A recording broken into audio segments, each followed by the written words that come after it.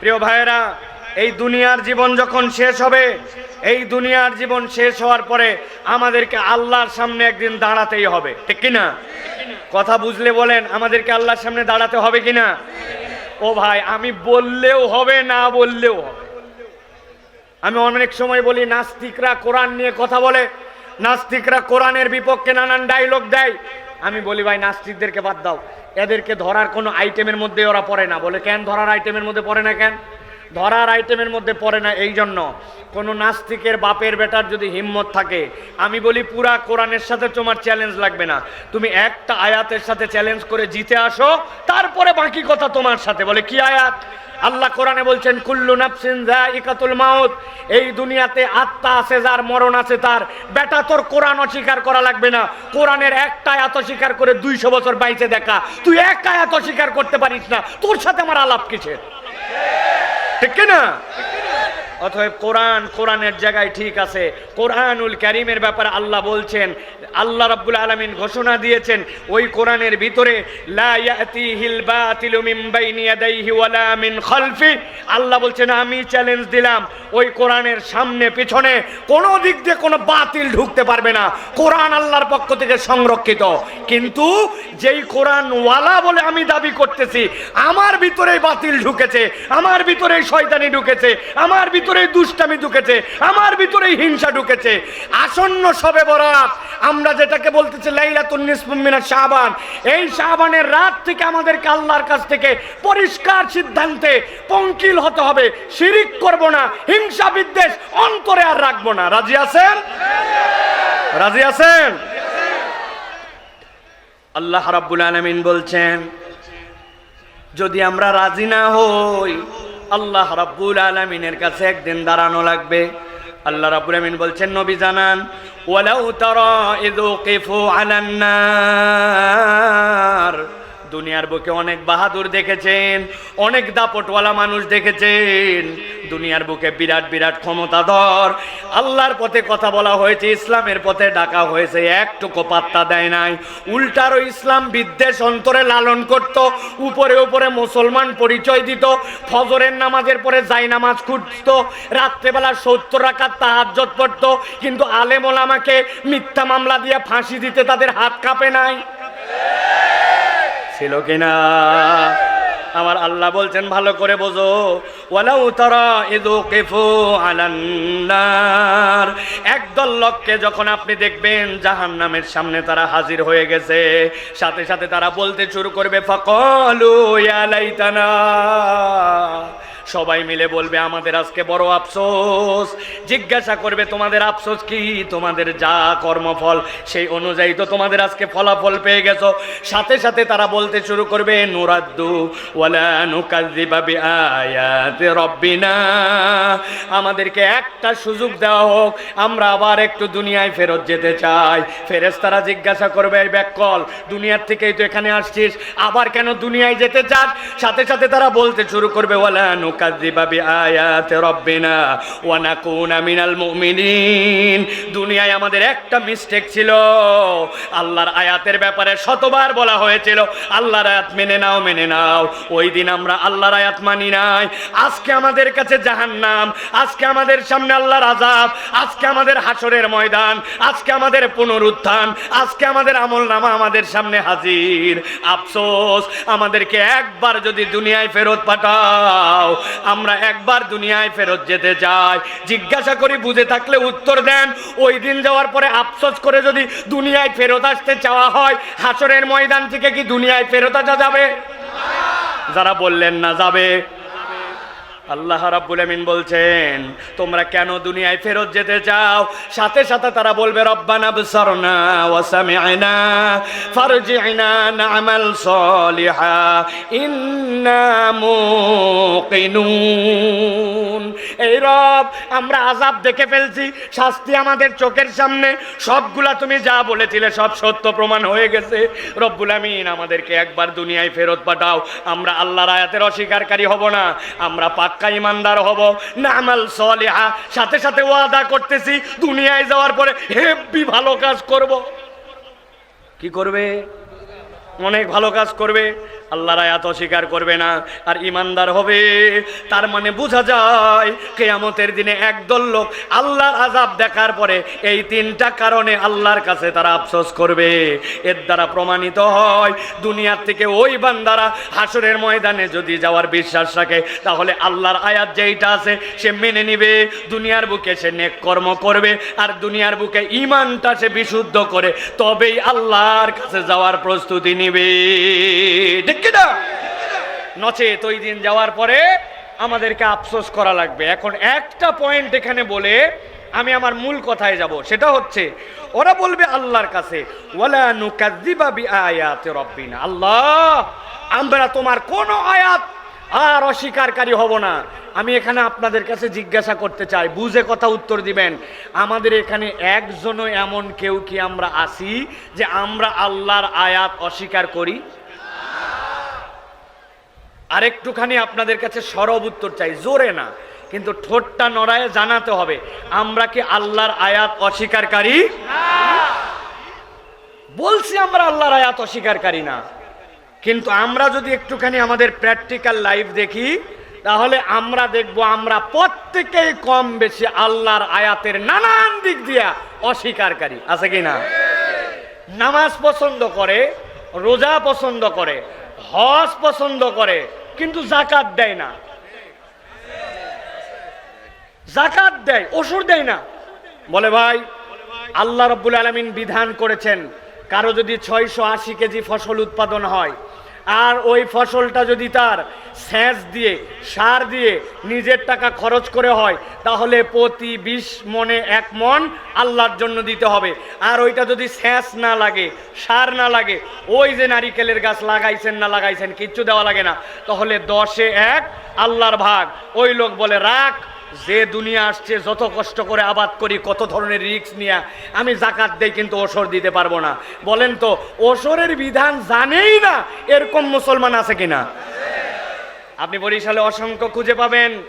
আরেকজন আছে নামাজ পড়ে, রোজা রাখে, হজ করে, যাকাত দেয়, কিন্তু তাকে যদি বলা হয় আল্লাহর এই জমিনে আল্লাহর বিধান দিয়া আল্লাহর হুকুমত দিয়ে দুনিয়াটা চলুক, সংসদটা চলুক আল্লাহর আইনে, ব্যাংকটা চলুক আল্লাহর আইনে, চুরি করলে চোরের বিধানটা আল্লাহর আইন দিয়ে বাস্তবায়ন হোক, সাথে সাথে বলবে সাইফুল্লাহ ভাইকে তো মনে করছিলাম দলীয় বক্তা না, ইনিও দেখি দল করে।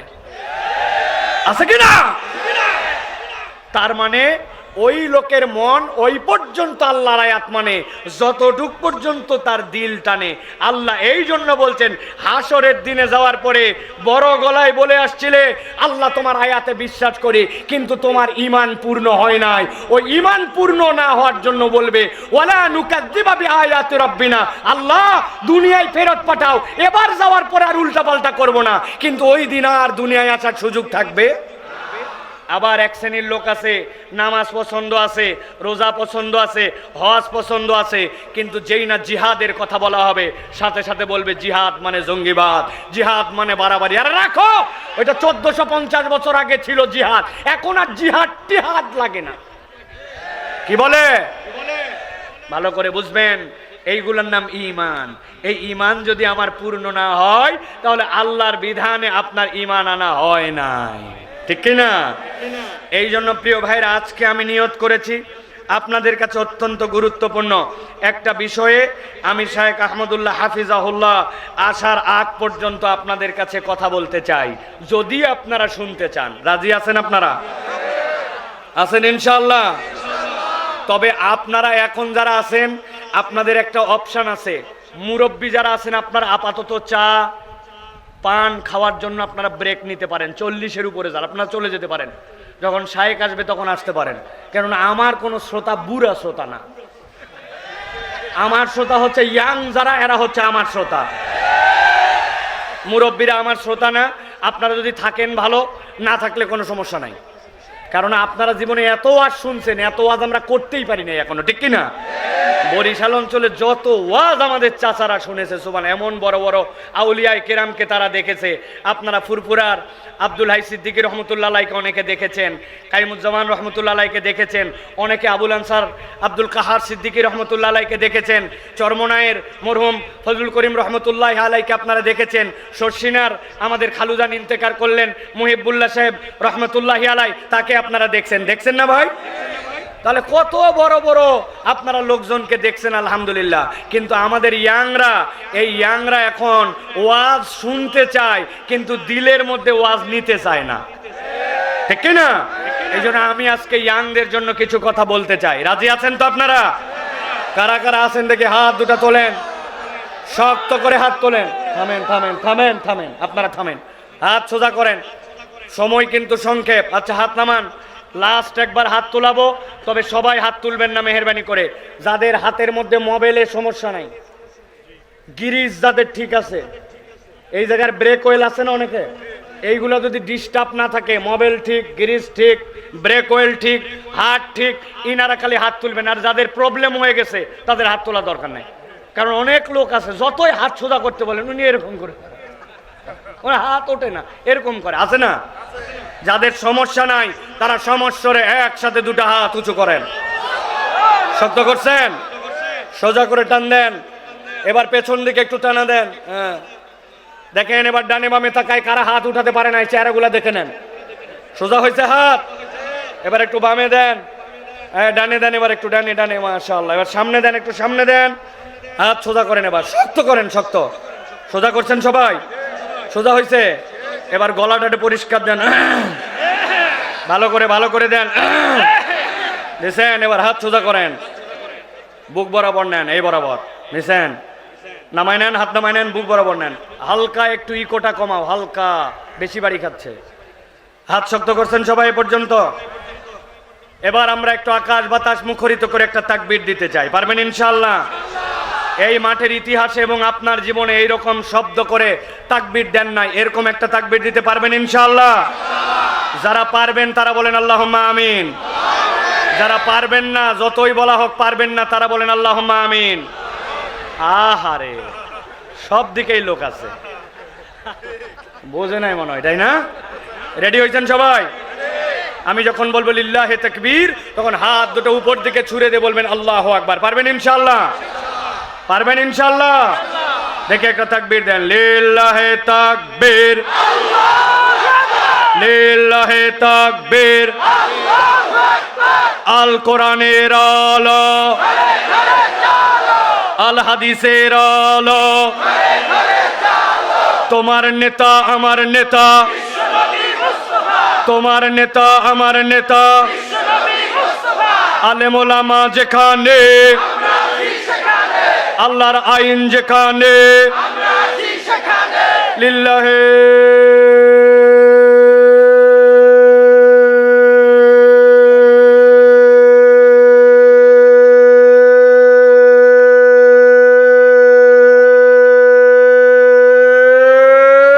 তাকবীর। আলহামদুলিল্লাহ, আলহামদুলিল্লাহ। হাত নামান। শয়তান আছে? আর আছে? এই তাকবীরে যারা শরীক হতে পারলো না, আগামী 1 বছর ওদেরকে আফসোস করা লাগবে, ঠিক না?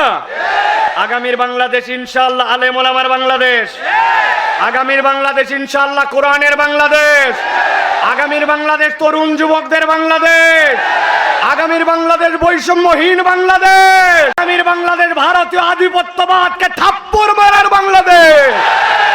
ওই বাংলাদেশে আল্লাহু আকবারের পক্ষে যারা, তাদের পক্ষে আমরা, ঠিক কি না? হিসাব যেন মনে থাকে, মনে থাকবে তো? আল্লাহ আমাদেরকে কবুল করবেন, আল্লাহুম্মা আমিন। প্রিয় ভাইয়েরা, আমরা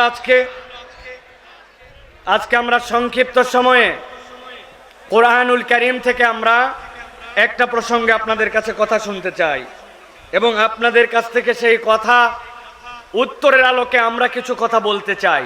সেটি হচ্ছে এই কোরআনুল কারীমের সাথে সম্পৃক্ত হওয়া, কোরআনের সাথে আমাদের জড়িত হওয়া, কোরআন আমাদের জীবনের সাথে সম্পৃক্ত করা।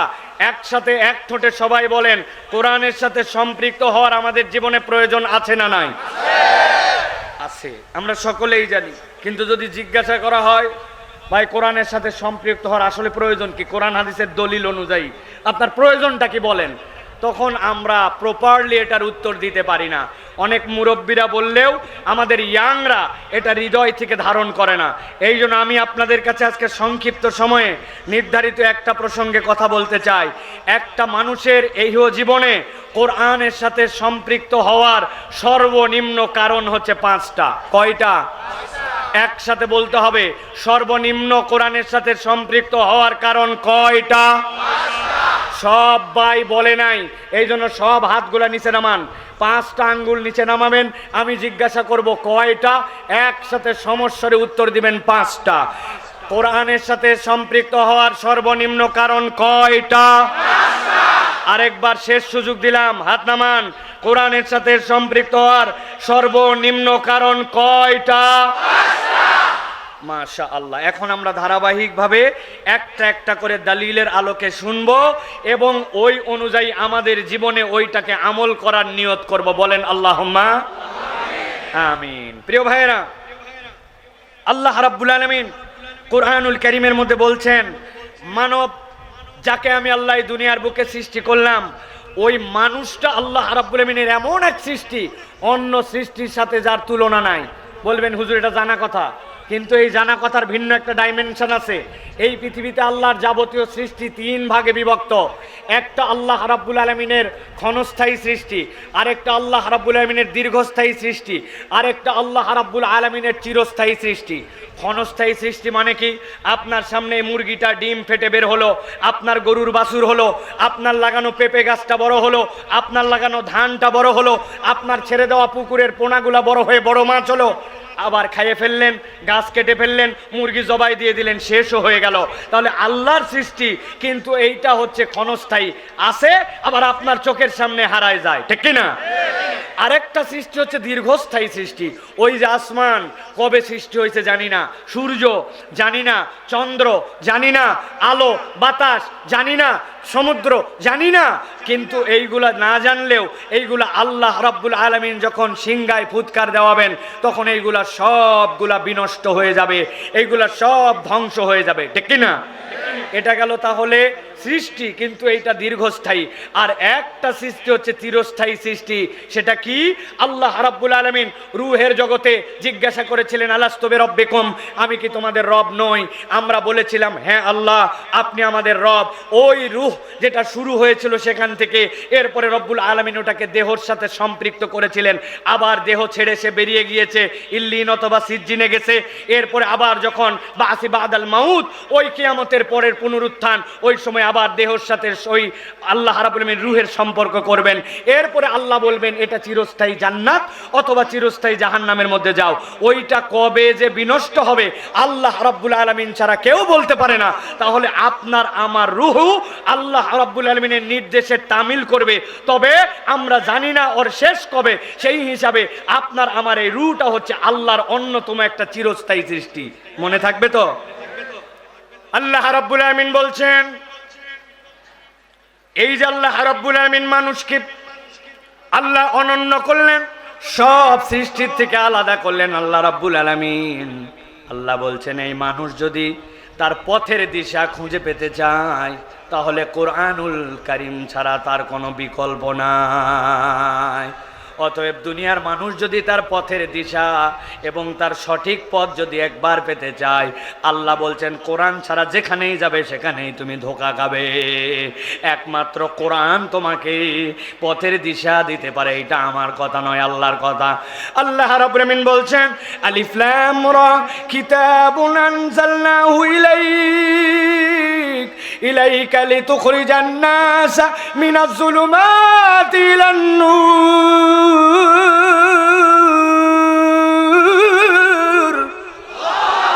আল্লাহ বলছেন দুনিয়ার মানুষ, ভালো করে খেয়াল করো, আল্লাহ কোরআনে 29টা সূরা, এই 29টা সূরার শুরুতে আল্লাহ আল হুরুফ আল মুকাত্তাহাত ব্যবহার করেছেন।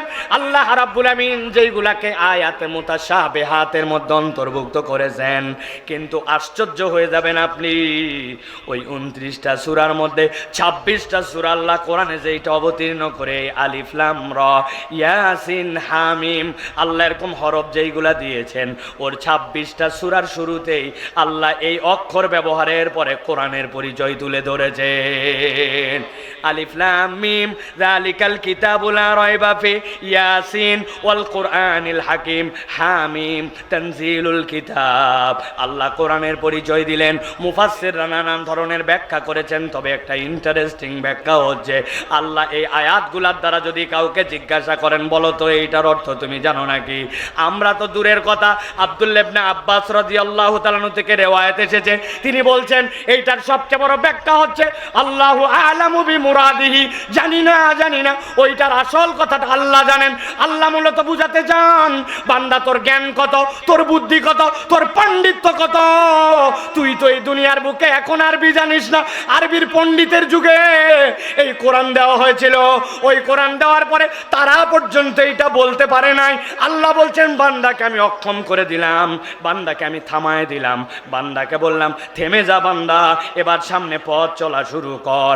আল্লাহ বলছেন সবগুলোকে অক্ষম করে এবার সক্ষমতার পরিচয়টা কোরআন দিয়ে দিলাম।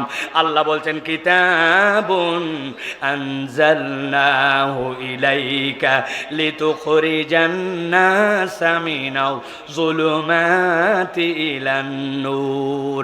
এই কিতাব অন্য কোনো কারণে আপনাকে হাবিব দেওয়া হয় নাই, এই কিতাবের কাজ হচ্ছে মানুষকে অন্ধকার থেকে বের করে আপনি আলোর দিক দেখাবেন। সুবহানাল্লাহ। নবীজির যুগের নাম ছিল আইয়ামে জাহেলিয়াত, অন্ধকার যুগ, কিন্তু ওই যুগে এত অন্ধকার, ওই যুগে এত রাহাজানি, এত বদমাইশি, এত ডাকাতি, এত ধরনের গুনাহখাতা যেটা কল্পনা করা যায় না। এক ব্যক্তি 100টা মানুষকে হত্যা করেছে, 100টা শিশু সন্তানকে হত্যা করেছে, কিন্তু আল্লাহ নবী সাল্লাল্লাহু আলাইহি সাল্লাম এইটা কোনো থিওরি দিয়ে যান নাই। মাত্র 23 বছরের ব্যবধানে আল্লাহর নবী নিজে আবার সাক্ষ্য দিয়ে গেলেন, খয়রুল উমুরি করনি সুম্মাল্লাযীনা ইয়ালুনাহুম সুম্মাল্লাযীনা ইয়ালুনাহুম। আমি নবী জানায় গেলাম, যেই যুগ পরিবর্তন করলাম এই কোরআন দিয়া, যেই অন্ধকার থেকে আলোতে মানুষকে আনলাম, আমি আল্লাহ রাব্বুল আমিনের পক্ষ থেকে জেনে জানালাম এর থেকে ভালো কোনো যুগ আসে নাই, কিয়ামত পর্যন্ত আর এর থেকে ভালো যুগ আসা সম্ভব নয়। বুঝে থাকলে বলেন তো এই পরিবর্তনটা নবীজি সাল্লাল্লাহু আলাইহি সাল্লাম কোন কিতাব দিয়ে করেছিলেন? কোরআন, ঠিক তো? এবার জিজ্ঞাসা করবো আরো 2টা প্রশ্ন। যেই কোরআন আল্লাহ নবী সাল্লাল্লাহু আলাইহি সাল্লাম পরিবর্তন করেছিলেন, ওই কোরআনুল কারীম কি অবিকৃতভাবে আমাদের কাছে এখনো আছে? ইমানের প্রশ্ন আছে। 3 নম্বর জিজ্ঞাসা, কিয়ামত পর্যন্ত কি ওই কোরআন অবিকৃত থাকবে নাকি বিকৃত হবে? কোরআন অবিকৃতভাবে থাকবে, এখনো আছে, আল্লাহ নবী সাল্লাল্লাহু আলাইহি ওয়াসাল্লামের কাছে ছিল। তাহলে আপনাকে ঈমান আনতে হবে যে আমরা যদি আমাদের পথের দিশা খুঁজে পেতে চাই, আমরা যদি আলোর পথ দেখতে চাই, কোরআনুল কারীমের কোনো বিকল্প নাই, ঠিক না? তবে একটা কথা আছে এই জায়গায়, হুজুর কোরআন তো আছে, কোরআনের আলোচনাও তো আছে, শুনে যাচ্ছি আমরা, কিন্তু আমাদের জীবনে পরিবর্তন হয় না কেন? জিজ্ঞাসা আসেনি ভাই? আমি একটা উদাহরণ দেব ইন্টারেস্টিং, তারপরে আমি এখানে ঢুকবো আয়াতের মধ্যে, ভালো করে খেয়াল করেন। আমি একবার ঢাকার থেকে ঝিনাইদহ মাহফিলে যাচ্ছি। ঝিনাইদহ মাহফিলে যাওয়ার সময় তখনও পদ্মা সেতু হয় নাই। আমি ঢাকার থেকে মানিকগঞ্জের উপর দিয়া পদ্মা নদী পার করে এরপরে ফরিদপুর রাজবাড়ি দিয়ে এরপরে আমি যাব হচ্ছে ঝিনাইদহ। আপনারা বরিশালের মানুষ, আপনাদেরকে বোঝানো লাগবে না, আপনারা জীবনে ফেরিতে উঠছেন ভাই, ফেরি ফেরি, আরে ফেরি তো আপনাদের বাহন ছিল, ঠিক না? 60টা ফেরি পার দিয়ে মাহফিল আমি করছি, মনে আছে আমার। পটুয়াখালী গেছি 7 ফেরি। এখন আমি ওই যে ফেরির মধ্যে গেছি, আসরের ওয়াক্ত হয়ে গেছে, নামাজ আমার পড়া হয় নাই, লাফ দিয়ে নেমে গাড়ির থেকে, আপনারা জানেন ফেরির ছাদের মধ্যে দেওয়া থাকে হচ্ছে নামাজের জায়গা, ঠিক না? লাফ দিয়ে উঠে চলে গেছি ফেরির সাথে যাওয়ার পরে আসরের নামাজ পড়ব। এখন মোবাইলটা হাতে নিলাম, মোবাইলটা হাতে নিয়ে মোবাইল বের করলাম। মোবাইল বের করে আমার মোবাইলের মধ্যে এই যে কম্পাস দেখলাম, আপনাদের কেবলা এই দিক, ঠিক তো ভাই? পশ্চিম এই দিক তো। এইটা বের করে আমি 2 রাকাত নামাজ আদায় করে ফেলেছি। যেই নামাজ শেষ হওয়ার পরে ডান পাশে তাকায় দেখি একটা মুরব্বী বসে আছে। মুরব্বী শুধু বসেই নাই, আমার দিকে এমনভাবে তাকায় আছে, এখন অপরিচিত মুরব্বী, খালি তাকায় যদি থাকি বিরক্ত লাগে, মানে ঠিক না? আমি দেখলাম মুরব্বী যেহেতু তাকায় আছে, সালাম দিলাম, চাচা আসসালামু আলাইকুম, ব্যাপার কি, ঘটনা কি চাচা, কিছু বলবেন নাকি? মুরব্বী বলছে আমাকে, বাবা তুমি তো অবাক করে দিছো। আমি চিন্তা করলাম দুনিয়াতে হুজুরের দোষের কোনো শেষ নাই, ঠিক না? হুজুর জোরে গেলেও দোষ, আসতে গেলেও দোষ। হুজুর যদি জোরে যায় বলবে খিদা লাগছে, আর যদি আসতে যায় বলবে এতই খাওয়া খাইছে হাঁটতে পারে না, ঠিক কি না? হুজুরের দোষের কোনো শেষ নাই। আমি চিন্তা করলাম কি আবার করলাম যেই কারণে বলে যে বাবা অবাক করে দিয়েছ। আমি বললাম মুরব্বী ঘটনা কি? বলছে বাবা তুমি এখানে আসার আগেই আমিও নামাজের জন্য উপরে উঠছিলাম। ওঠার পরে আমি একজনকে জিজ্ঞাসা করলাম, এ বাবা কেবলা কোন দিক? আমাকে মুরব্বী বলল এই দিক। চিন্তা করলাম কেবলা এই দিকে, সন্দেহ লাগে। আরেকজনের কাছে জিজ্ঞাসা করলাম কেবলা কোন দিক, সাথে সাথে বললো এই দিক। চিন্তা করলাম 10 সেকেন্ডের মধ্যে কেবলা এদিক থেকে এদিক হয় কেমনে? সন্দেহের মধ্যে পড়ে এরপরে এক লোককে বললাম, বাবা তুমি কি ফেরির লোক? বলে হ্যাঁ। কেবলা কোন দিক? বাবা বলছে এই দিক। চিন্তা করলাম যা আছে কপালে, ওয়াক্ত চলে যায়, 2 দিকের মধ্যে অন্তত মধ্যে দেখাই যে এই দিকেই নামাজটা পড়ে ফেলি। নামাজ 2 রাকাত কমপ্লিট করছি। নামাজ 2 রাকাত কমপ্লিট করার পরে বসে আছি, কিন্তু এরপরে দেখলাম তুমি আসলে। আসার পরে কোনো জিজ্ঞাসা নাই, কিছু নাই, আসলে আর 2 রাকাত নামাজ ঠিকঠাক মতো পড়লে। আমি যেই দিক পড়ছিলাম সেই দিকে কেমনে কি? আমি বললাম চাচা এই ঘটনা তাহলে এটা কোনো ব্যাপারই না। মোবাইলের মধ্যে কম্পাস আছে, কম্পাসের ধর্ম উত্তর দক্ষিণ থাকা, আর উত্তর দক্ষিণের বিপরীত হচ্ছে পূর্ব পশ্চিম। আমরা খানায় কাবার থেকে পূর্ব দিকে, এই জন্য আমরা পশ্চিম দিকে মুখ ফিরাই। আসলে আমাদের কেবলা পশ্চিম নয়, আমাদের কেবলা কাবা, কিন্তু দিকটা হচ্ছে কেবলার আমাদের দেশ থেকে পশ্চিম। ওইটা দেখে আমি আমার নামাজ ঠিক করে ফেলছি। মুরব্বী বলতেছে আশ্চর্য ব্যাপার বাবা, আমিও তো সারা দেশ সফর করে বেড়াই, আমাকে কি ওইটা একটু ম্যানেজ করে ঠিকঠাক করে দেওয়া যাবে নাকি? আমি চিন্তা করলাম সোয়াব কামানোর একটা চান্স পাইছে। আদাল্লু আলাল খায়রি কাফাইলিহি, আমি যদি একবার ওই লোককে ইনস্টল করে ওইটা উঠায় দেই তাইলেই তো আমি সোয়াব পাবো। মুরব্বী নামাজ পড়বে, আমি সোয়াব। আমি বললাম চাচা কোনো ব্যাপার না, খালি আপনার মোবাইলটা দেন। আমার মোবাইলের মধ্যে হটস্পট আছে, ইন্টারনেট আছে, যেমনে করা লাগে 2 মিনিটের মধ্যে ঠিক করে আপনারা দিয়ে দিচ্ছি, দেখায় দিচ্ছি কেমনে ব্যবহার করা লাগে। আপনি এরপরে খালি হাতে নেবেন, দেখবেন আর নামাজ পড়বেন। মুরব্বী আনন্দে গদগদ হয়ে উনার পকেটেতে মোবাইল বাইর করে আমার হাতে ধরায় দিছে। আগে হয়েছে মুরব্বী অবাক, মোবাইল পায়ে আমি অবাক। হাতে নিয়ে দেখি নোকিয়া 3220।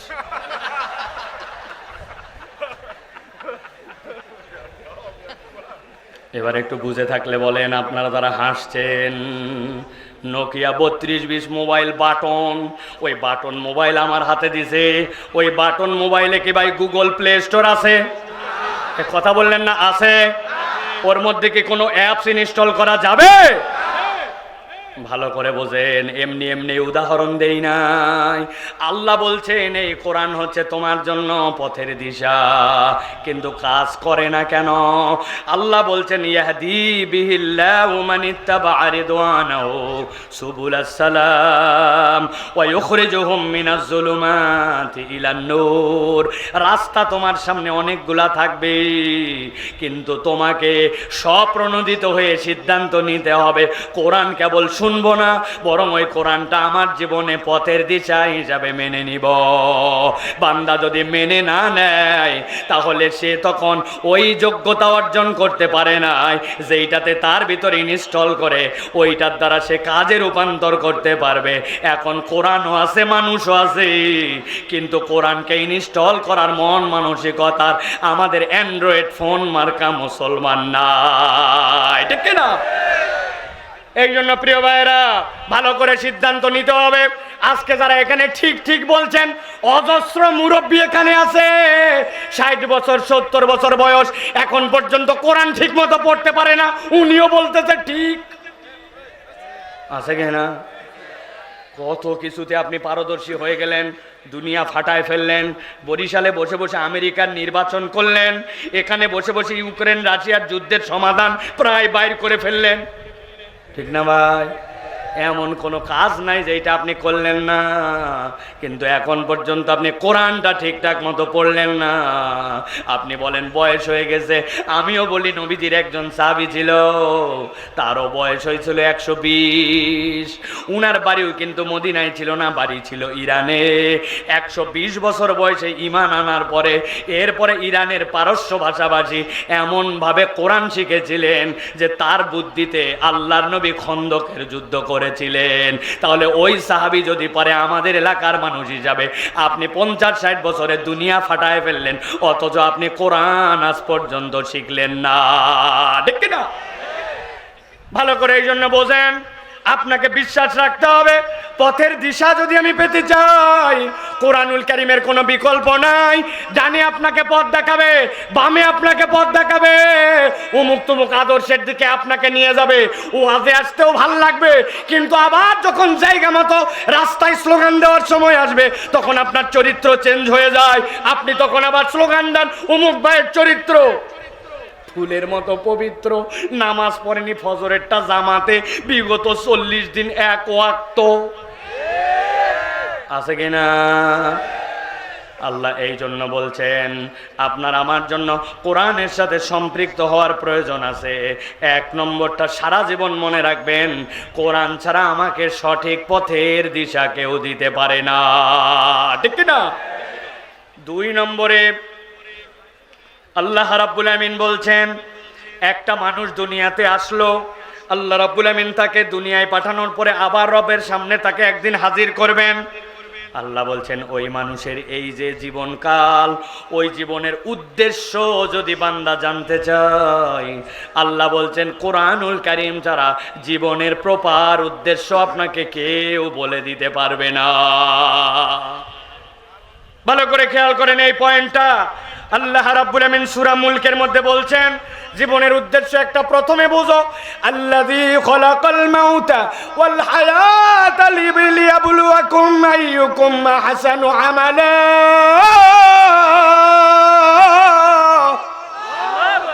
আল্লাহ বলছেন ও দুনিয়ার মানুষ, আগে বুঝো এটার মানে কি বলছে আমি আল্লাহ। আল্লাহ বলছেন আল্লাযী খলাকাল মাউতা, আল্লাহ আগে হায়াত বলেন নাই, আল্লাহ বলছেন আমি আগে বললাম, আমি আগে তোমার মৃত্যু সৃষ্টি করি, তারপরে সেখান থেকে আমি জীবন দিতে পারি। আল্লাহু আকবার। এইটাই হচ্ছে পৃথিবীর শ্রেষ্ঠ মীমাংসিত সত্য কথা। কেননা ফেরাউনের কাছে যখন মুসা আলাইহিস সালাম গিয়েছিলেন, ফেরাউন বলছিল না আনা রব্বুকুমুল আলা, আরে জীবন আমিও দিতে পারি, মারতে আমিও পারি, বলছিল কেনা? নিয়ে আসো একটা আসামি, নিয়ে আসো আমার সামনে, নিয়ে আসো। কোন আসামি? আজকে রাত্রে যেই ব্যাটার ফাঁসি হবে ওইটারে আন, ডিক্লেয়ার হয়ে গেছে যেটার। এই তুই জানিস তোর আজকে ফাঁসি হবে? হ্যাঁ জানি। যা, আমি তোর জীবন দিতে পারি, তোরে জীবন দিয়ে দিলাম। সামনে মুসাকে বলছে দেখ ওটারে জীবন দিলাম। মুসা আলাইহিস সালাম কিচ্ছু বলেন নাই, চুপ করে আছেন। এরপরে বলছে এরকম কোন আসামি আছে নাকি এখন পর্যন্ত যার বিচার শুরু হয় নাই কিন্তু গ্রেপ্তার করে আনা হয়েছে? বলছে এরকম প্রচুর আসামি আছে, গণভাবে ধরা হয়েছে আগে, পরে যে অনুযায়ী তার মামলায় ঢুকানো লাগবে ওই মামলায় নাম দেওয়া হবে। নিয়ে আসছে একটারে, বলছে তোর অপরাধ, বলে কোনো অপরাধই জানি না। হাতে একটা তলোয়ার, এক কোপ দিয়ে কল্লাতে ধর নামাই দিছে। যই না ধর নেমে গেছে, মুসা দেখো একটারে মুক্ত করলাম, একটারে আবার আমি জীবন দিলাম, একটারে মেরে ফেললাম, আমি পারি না মানে। মুসা আলাইহিস সালাম তাকে বলছেন আপনি যে খেলা দেখালেন অবাক হয়ে গেছে আমি, শুধু অল্প একটুখানি বাকি আছে, বলে দুইটাই করে দেখালাম, আবার বাকি কি? বলে বাকিটাও বেশি দূরে না, একটারে তো জীবন দিলাম দেখলামই হাসতে হাসতে চলে গেছে, আরেকটা তো আমার সামনেই মারলেন, তবে যেইটারে মারলেন ওইটার ধর আর কল্লা তো আপনার সামনেই পড়ে আছে, ওইটা খালি একটু জোড়া লাগায় আপনাকে একটু রব বলে ডাকতে বলেন। বেশি বেশি কথা বলে আছে না ভাই? যখন যুক্তিতে পারে না তখন বেশি বেশি কথা বলে, হুজুরের সাথে যখন তার আর কুলায় না তখন হুজুরকে গন্ধ গন্ধ লাগে। আছে না ভাই?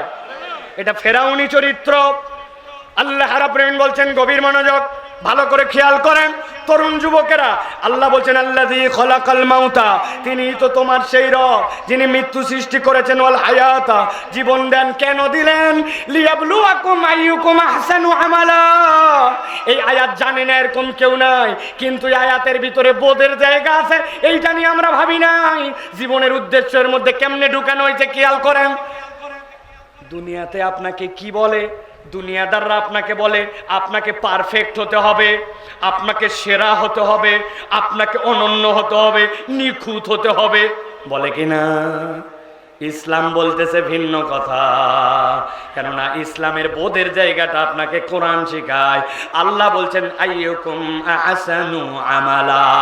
আল্লাহ এই জায়গায় আহসানু না বলে যদি বলতেন আকমালু আমালা, আমি আল্লাহ দেখতে চাই তোমাদের মধ্যে কে পূর্ণ করেছে আমল, তাইলে বান্দা দুনিয়ার বুকে চিরস্থায়ীভাবে ফেঁসে যেত। আপনি নামাজে দাঁড়াইছেন, আপনার অবস্থা জানি না, আমি আমার অবস্থা বলছি। আমি নামাজে দাঁড়াইছি, নামাজে দাঁড়ানো মাত্র ইমাম সাহেবের পিছনে যদি নামাজে দাঁড়ায় যাই, মনোযোগ রাখা বেশি কঠিন হয়। কেননা আমার তো কাজ কম, আমি তো অনুসরণ করতেছি, আমার মন মাঝে মাঝে চলে যাচ্ছে মাহফিল আর কত দূর আছে, যাই ঠিকঠাক মতো ধরতে পারবো কিনা, গাড়ির গ্যাস তো লাল বাতি জ্বলে উঠছে, গ্যাসের স্টেশনে যাইতে পারবো কিনা, 6টার পরে গেলে তো গ্যাস বন্ধ হয়ে যাবে, নানান চিন্তা ভাবনা উঁকি ঝুঁকি দেয়। আবার টেনে টেনে মন নিয়ে আসা লাগে নামাজে। আপনাদেরও কি এরকম নামাজের মধ্যে মন এদিক সেদিক যায়? এখানে যদি একজন থাকেন একটু হাত তুলে দেখান, হুজুর জীবনে এমন ভাবে 10 রাকাত নামাজ পড়ছে আল্লাহ কবুল না করে পারবে না। আছে ভাই? রোজা রোজা রোজার অবস্থা কি? এমন ভাবে আমি তওয়াফ করছি, আমার তওয়াফ আল্লাহ কবুল না করে পারবে না, বলতে পারবো না কেউ। বলছে হুজুর জানা কথা আবার বলেন কেন? এই আয়াত আপনাকে আমাকে জীবনের উদ্দেশ্য শিখাচ্ছে। আল্লাহ বলছেন বান্দা বান্দা তুমি কখনো পারফেক্ট হতে পারবে না, তবে আমি জীবনের বোধ তোকে জানাই দেই, আইয়ুকুম আহসানু আমালা। আমি কমপ্লিটনেস দেখতে চাই না, তবে আমি প্রচেষ্টাটার সর্বোচ্চ কে করেছে ওইটা দেখতে চাই। আমার বান্দার মন অন্য দিক চলে গেছিল, আবার মন টেনে নামাজে আনছে। আবার আমার বান্দার চোখ দিয়ে গুনাহ হয়েছিল, আমার বান্দা গুনাতে দায়েম থাকে নাই, আবার ফেরত আসছে, ভালো পথে আসার জন্য চেষ্টা করছে। আল্লাহ বলছেন আল্লাহ তোকে পারফেকশনিস্ট হতে বলেন নাই, উত্তম প্রচেষ্টাকারী হতে বলেছেন। আপনাকে এই জীবনের বোধ কোরআন ছাড়া আর কেউ আপনাকে শিখায় না, ঠিক কি না? এই জন্য আল্লাহ রাব্বুল আলামিন বলছেন আইয়ুকুম আহসানু আমালা, আমি দেখতে চাই তোমাদের মধ্যে উত্তম প্রচেষ্টাকারীকে। আপনি ছেড়ে দেন নাই, আপনি বাদ দিয়ে দেন নাই, আপনি একবারে চলে যান নাই। শয়তান যতবার গাফেল করছে আপনি ততবার আল্লাহর দিকে ফেরত আসছেন। আল্লাহ বলছে আপনি যদি এই প্রচেষ্টা করেন, আল্লাহ এই প্রচেষ্টাকে কবুল করে আপনার জন্য জান্নাতে যাওয়ার রাস্তা সহজ করে দিবে। আল্লাহ বলছেন আরেকটা জায়গা, দুনিয়ার মানুষ জেনে রাখো তোমার জীবনের আর একটা উদ্দেশ্য আছে। কি উদ্দেশ্য? দুনিয়ায় সবাই আপনাকে কিসে লাগাইছে? দুনিয়ার সবাই, মনে রাখবেন এই শব্দ দুইটা, দুনিয়ার সবাই আপনাকে প্রতিযোগিতায় লাগাইছে। দৌড়াও দৌড়াও, রেস করো রেস করো, খালি প্রতিযোগিতা প্রতিযোগিতা, ঠিক না? কিন্তু ইসলাম আপনাকে প্রতিযোগিতায় নামায় নাই, ইসলাম আপনাকে সহযোগিতায় নামাইছে। আল্লাহ বলতেছেন আমি আমার বান্দার জন্য দায়িত্ব দিলাম, তাআওয়ানু আলাল বিররি ওয়াত তাকওয়া ওয়ালা তাআওয়ানু আলাল ইসমি ওয়াল উদওয়ান। আমি তোকে প্রতিযোগিতা করতে বলি নাই, সহযোগিতা করতে বলেছি। ইসলাম মেন্টালিটিতে আপনাকে সহযোগী বানায়, আর আপনাকে দুনিয়াবাসী প্রতিযোগী বানায়া একজনের মধ্যে আরেকজনের সাথে হিংসা ঢুকায়, ঠিক না? এই জন্য কোরআন বলছে জীবনের উদ্দেশ্য জানতে হলে তোমাকে কোরআনের কাছ থেকে আসতে হবে। আল্লাহ কোরআনুল কারীমের মধ্যে বলছেন তোমার জীবনের এবার উদ্দেশ্যের প্রাথমিকটা জেনেছো, তবে চূড়ান্তটা জেনে নাও। কিয়ামত পর্যন্ত মানুষের জন্য কোরআন বলতেই থাকবে কুনতুম খায়রা উম্মাতিন উখরিজাত লিন-নাস তা'মুরুনা বিল মারুফি ওয়া তানহাউনা আনিল মুনকার। আল্লাহ বলছেন আমি আল্লাহ তোমাদেরকে বললাম তোমরা উত্তম জাতি, আমি রব্বুল আমিন তোমাদেরকে উত্তম করে সৃষ্টি করেছি। কেন উত্তম বানালাম? আল্লাহ বলছেন উখরিজাত লিন-নাস, তুমি বলো সময় বলো পার্সোনাল, আমার ব্যক্তিগত। আল্লাহ বলছেন মুসলমানের ব্যক্তিগত জীবন অল্প একটু, মুসলমানের পুরা জীবনটাই অপরের জন্য উৎসর্গিত। সুবহানাল্লাহ। কুনতুম খায়রা উম্মাহ উখরিজাত লিন-নাস, আল্লাহ বলছেন তুমি উত্তম, কেননা আমি তোমাকে মানুষের জন্য সৃষ্টি করেছি। আল্লাহ বলছেন দায়িত্বটা কি? জানা কথা কিন্তু বার্তা গভীর। আল্লাহ বলছেন তা'মুরুনা বিল মারুফ ওয়া তানহাউনা আনিল মুনকার। তুমি তোমার শ্রেষ্ঠত্ব যদি ধরে রাখতে চাও, তোমার দায়িত্ব হচ্ছে প্রাথমিকভাবে দুইটা, তুমি সৎ কাজের আদেশ দিবে আর অন্যায় থেকে মানুষকে ফিরাবে। কিন্তু পৃথিবীর বাস্তবতা ভালো করে খেয়াল করেন, নিজে বাঁচলে বাপের নাম।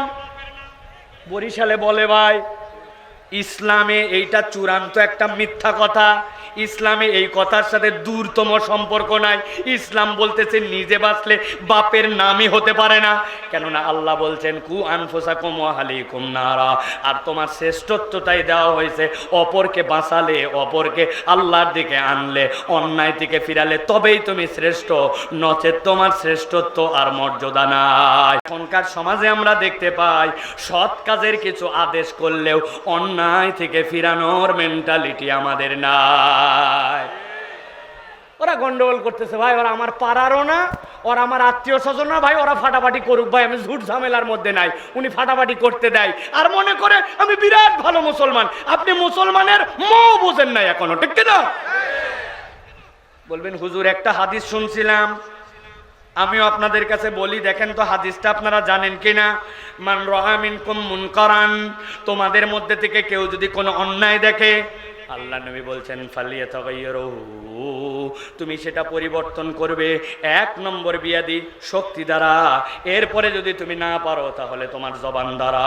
ফাইল্লাম ইয়াস্তাতি, যদি এটাতেও সক্ষম না হও আল্লাহ নবী বলছেন তাহলে অন্তরের ঘৃণার দ্বারা। যালিকা আদাফুল ঈমান, এরপরে আর ঈমানের কোনো স্তর নাই। তাহলে 1 নম্বর বলতে হবে, প্রতিরোধ করতে হবে। আল্লাহ রাব্বুল আমিনের নবীর ভাষায় আমাদেরকে 1 নম্বর প্রতিরোধের স্তর কি দ্বারা? আচ্ছা বুঝলাম না, আপনারা কথা বলতেছেন না কেন? কি দ্বারা? পেছনে যারা আমার সাথে আছেন, ওই যে পেছনে কোন দিক তাকায় আছেন আপনারা, কি দ্বারা? ক্ষমতা দ্বারা পাওয়ার। 2 নম্বরটা কি দ্বারা? মুখ দ্বারা। 3 নম্বরটা? এবার চলেন আমাদের আমলগুলো আমরা একটু বিশ্লেষণ করে দেখি। যদি কোনো গন্ডগোল হয়, ফাসাদ হয়, আপনি দেখছেন অন্যায় হয়, আপনি চিন্তা করছেন ঝুট ঝামেলার মধ্যে আমার জড়ানোর দরকার নাই বাবা, আমি মন থেকে এই জিনিসটা অপছন্দ করে, আপনি মনে করছেন আমার ইমানের স্তর হয়ে গেছে। আপনি আপনার ইমানের স্তরের মাত্রাটা, দায়িত্বটা, জীবনের উদ্দেশ্যটা এখন পর্যন্ত আপনি বুঝতে পারেন নাই। আমি আপনাকে একটা উদাহরণ দেই। একটা মসজিদের 4টা সিঁড়ি আছে, 4 ধাপ দিয়ে দিয়ে মসজিদে উঠা লাগে। হঠাৎ করে একদিন ফজরের নামাজের সময় ইমাম সাহেব এসে দেখে মসজিদের সিঁড়ির উপরে একটা কুকুর মারা গেছে।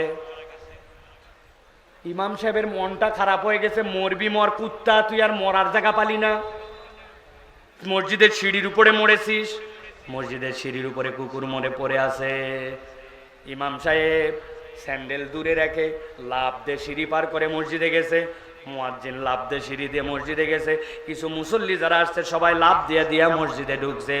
ইমাম সাহেব ফজরের নামাজের পরে বলছে আপনারা সবাই বসবেন, দেখেছেন তো মসজিদে কুত্তা মরছে সিঁড়িতে, কুত্তা সরানোর জন্য ফজরের পর একটা দোয়া হবে।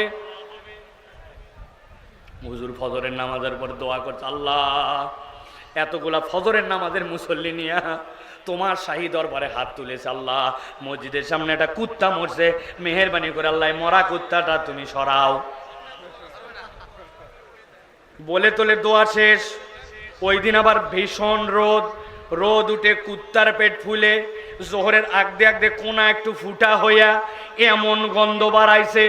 ওই সময় তো তাও নাক ধরা লাগে নাই, এখন ওই কুত্তা দেখে সবাই আস্তাগফিরুল্লাহ, নাক ধরে আস্তাগফিরুল্লাহ, কুত্তা খারাপ, কুত্তা গন্ধ, নাক ধরে ধরে লাফ দিয়ে দিয়ে মসজিদে গেছে। হুজুর চিন্তা করছে সকালে যে দোয়া হয়েছে ওই দোয়ায় তো তবারক ছিল না, এই জন্য বোধহয় কাম হয় নাই। হুজুর ঘোষণা যদি দেয় আসরের সময় সবাই আসবেন, কুত্তা সরানোর জন্য বিরিয়ানি দিয়ে দোয়া হবে। আসর হতে হতে মসজিদে নামাজ ঢোকার জন্য পরিবেশ নষ্ট হয়ে যেতে পারে। এখন আপনি যদি বলেন কুত্তা খারাপ, খারাপ তো ঠিক আছে, গন্ধ নাকে লাগে, নাকও ধরছেন, আস্তাগফিরুল্লাহ পড়ছেন, কাজ হবে না। আপনার আমল কি হবে? আপনার আমল হবে যেই বেটা কুত্তা সরানোর দায়িত্বশীল, আপনি সভাপতিকে ফোন দিয়েছেন, সেক্রেটারিকে, এই কুত্তাটা সরানোর ব্যবস্থা করেন। উনি সরানোর জন্য চেষ্টা করার জন্য পৌরসভায় ফোন দিবে, দিয়ে বলবে জোহর পার হয়ে গেল, তুমি না আমার এলাকায় নির্বাচন করে কমিশনার হয়েছিলাম, মিয়া আগামীতে আইসো, খবর আছে তোমার, তাড়াতাড়ি কুত্তা সরানোর জন্য চেষ্টা করো। ওই মিউনিসিপ্যালিটিকে সুইপার আসবে, সুইপার ওইটাকে সরাবে, যার মুখ দিয়ে বলার সে বলবে, যার ওইটার সাথে নৈতিকভাবে সমর্থন দেওয়ার দিবে। আর যেই ব্যক্তিরা এইটাও পারে না তারা হুজুরকে বলবে, হুজুর এইটার জন্য আপনি স্টেপ নেন। আপনি ওইটার জন্য কিছুই বলেন নাই, কিছুই করেন নাই, শুরুর থেকে আস্তাগফিরুল্লাহ শুরু করছেন। ওই আস্তাগফিরুল্লাহর কারণে নামাজ পড়াও এক সময় বন্ধ হয়ে যেতে পারে। অতএব ভালো করে বুঝে নেন, জীবনের উদ্দেশ্য আল্লাহ শিখিয়েছেন। আল্লাহ বলছেন কুনতুম খায়রা উম্মাহ উখরিজাত লিন-নাস তা'মুরুনা বিল মা'রুফ ওয়া তানহাউনা আনিল মুনকার। তুমি তোমার উত্তমতা যদি ধরে রাখতে চাও, সৎ কাজের আদেশ দেওয়া লাগবে, অন্যায় থেকে তোমাকে ফিরানো লাগবে, নচেত তুমি তোমার জীবনের উদ্দেশ্য বুঝো নাই। ঠিক কি না? এখানে হাদিসের আরেকটু ব্যাখ্যা আছে, বলে দেই।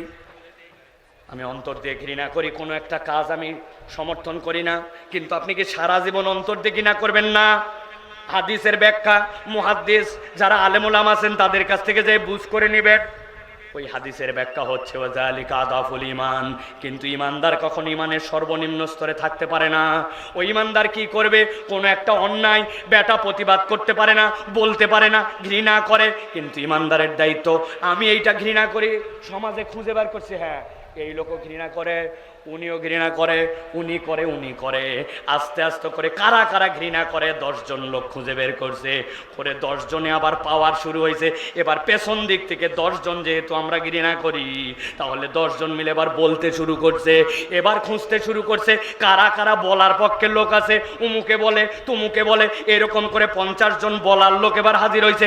এবার তারা পাওয়ার ক্রিয়েট করবে, সারা জীবন খালি ঘৃণা করি বলে বসে থাকবে না। ঠিক না?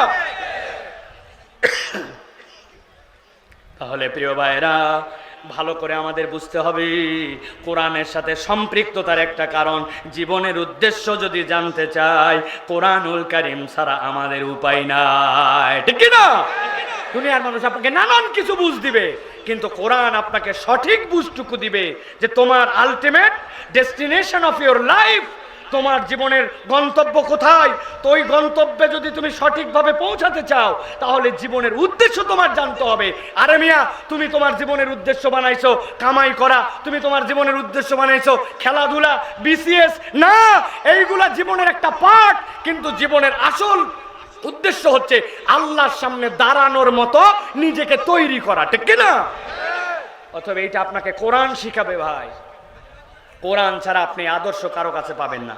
3 নম্বরে আল্লাহ রাব্বুল আমিন বলছেন, জীবনে যদি আপনি সততার অনুভব খুঁজে পেতে চান, কোরআনুল কারীম ছাড়া আপনার কোনো বিকল্প নাই। আল্লাহ কোরআনে বলছেন, আল্লাযীনা ইউমিনুনা বিল গায়ব ওয়া ইউকিমুনাস সালাতা ওয়া মিম্মা রাযাকনাহুম ইউনফিকুন। আল্লাহ বলছেন, বান্দা জেনে রাখো, তোমাদের মধ্যে থেকে যারা গায়েবে বিশ্বাস করে, সালাত আদায় করে, আর তাকে দেওয়া রিজিকটা আল্লাহর জন্য খরচ করে, আল্লাহ বলছেন এই মানুষগুলা আল্লাহর কাছে এমন একটা লেভেলে যায়, এই মানুষগুলা অন্তরের মধ্যে সত্যতা আর সততার অনুভব বান্দা খুঁজে পায়। সুবহানাল্লাহ। পরিচিত আয়াত, কিন্তু আয়াতে কারিমার মধ্যে আল্লাহ রাব্বুল আলামিন অনেকগুলা বার্তা ঢুকাইছেন, আমি সবগুলা বলতে পারবো না, ভালো করে খেয়াল করেন। আল্লাহ রাব্বুল আলামিন বলছেন ওয়া মিম্মা রাযাকনাহুম ইউনফিকুন, আল্লাহ বলছেন ওয়া মিম্মা, যা কিছু আমি দিয়েছি, রাযাকনা আমার পক্ষ থেকে রিজিক, হুম তাদেরকে, ইউনফিকুন তারা সেখান থেকে ব্যয় করে।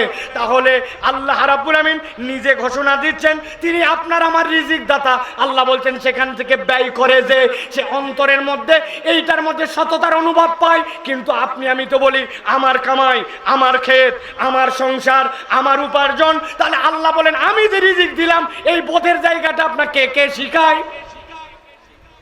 নাই। আমি অনেক জায়গায় উদাহরণ দেই, আপনার কাছে ছোট্ট একটা উদাহরণ দেই।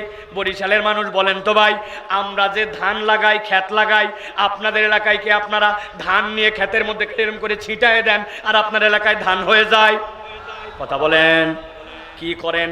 ছোট্ট করে একটা বেড বানান, ওইটা নরম করেন, একটা শিকড়ও যেন না থাকে, সবগুলা উঠায় ফেলে নরম মাটি, এরপরে সবচেয়ে ভালো বীজ, ওই বীজগুলো আপনি জড়ো করেন, করার পরে ওইটাকে নেন, নেওয়ার পরে ওইটা আগের রাত্রে পানির মধ্যে ভিজায় রাখেন, এরপরে আপনি ওইটাকে বেডের মধ্যে ছিটায় দেন।